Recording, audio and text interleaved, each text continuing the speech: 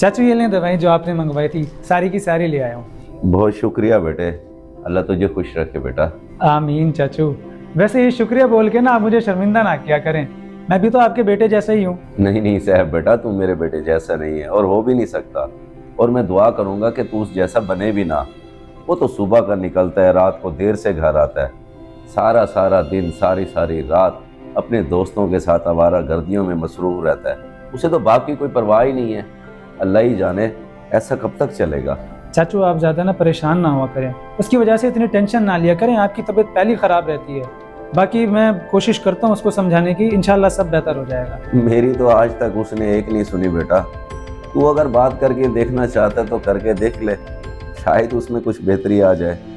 वरना मेरा बेटा जो है ना, आजकल की बिगड़ी हुई नस्ल में से है, तेरे जैसा बिल्कुल भी नहीं है।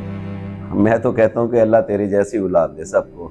बहुत नेक बच्चा है तू। चाचू ऐसी बातें क्यों करते हैं आप? बाकी अल्लाह ने चाहा तो इंशाल्लाह सरमद भी नेक हो जाएगा। अगर आपको कभी भी किसी चीज़ की ज़रूरत हो तो मुझे बुला लिया करें। अच्छा अब मैं चलता हूँ, अब्बा की भी रिपोर्टें उठानी है लैब से। अल्लाह हाफिज़। अल्लाह हाफिज। वाह रे रशीद, क्या तेरी किस्मत है। बड़ा ही खुश नसीब है तू, जो अल्लाह ने तुझे ऐसी नेक औलाद दी। ओ भाई खैर तो है, हद होती है वैसे। इतनी भी देर कोई लगाता है भला? चाचे को दवाई देने गया था या उसको पिलाने के लिए गया था? यार ऐसी बात नहीं है, दरअसल वो सरमद की बातें लेकर बैठ गए थे यार। बस बड़ा अफसोस होता है कसम से चाचू की किस्मत से।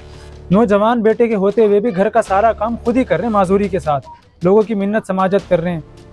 इसका कुछ करना पड़ेगा यार। हाँ यार तू ठीक कह रहा है। तुझे याद है जब मैं लास्ट टाइम मिलने आया था, तेरे चाचा नीचे गिरे पड़े थे, लेकिन मुझसे जितना हो सका था मैंने उनकी मदद की है।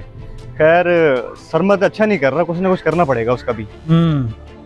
चल कोई नहीं, अभी फिलहाल अब्बा की रिपोर्टें तो उठाने चलें, उसके बाद देखते हैं क्या करना है। चल।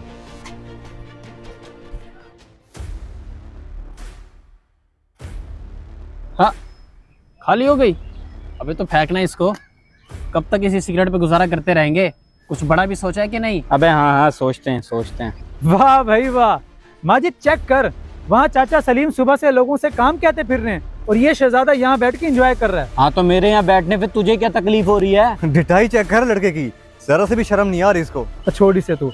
आज मैं ना तुझे एक कहानी सुनाता हूँ। एक शहर में एक लड़का रहता था राजू नाम का, बहुत ही लापरवाह और कामचोर किस्म का इंसान था। माँ उसकी पहले फौत हो चुकी थी, पीछे बेचारा एक बुजुर्ग बूढ़ा बाप था, उसकी भी वो कदर नहीं करता था। बूढ़ा बाप खुद बैसाखी लेकर बाजार से सामान लेने जाया करता था या फिर लोगों की मिन्नत समाजत किया करता था, जवान बेटा होने के बावजूद भी। बस देखते ही देखते बूढ़ा बाप अपने इस बेटे की नाफरमानी और लापरवाही को दिल पर लगा बैठा और देखते ही देखते फौत हो गया। फिर एक दिन राजू को ख्याल आया कि ये मैं क्या कर बैठा, मैंने तो अपने बाप की कदर ही नहीं की और आज तक अपने बाप की कब्र पे जाके रोता है, तड़पता है, लेकिन अब क्या फायदा। तो ये कहानी तू मुझ पे क्यों सुना रहा है? नहीं तो मैंने तो कहीं तेरा नाम नहीं लिया, मैंने कहीं कहा है सरमद। लेकिन क्या तुम चाहते हो राजू वाला हाल हो तुम्हारा भी? ये जो तेरा दोस्त है ना, इसके तो सर पे माँ बाप नहीं है, इसीलिए ये आवारा गर्द है, ना पढ़ सका ना कुछ और, जो कुछ मर्जी करता है फिर कोई पूछने वाला नहीं है। लेकिन तेरा तो बाप जिंदा है ना। बात तो बिल्कुल बेइज्जती वाली की है, लेकिन है हकीकत। मेरा तो कोई नहीं है, तेरा तो बाप जिंदा है ना, उसी की कदर कर ले। राजू बनने से बच जा मेरे भाई, कहीं देर ना हो जाए।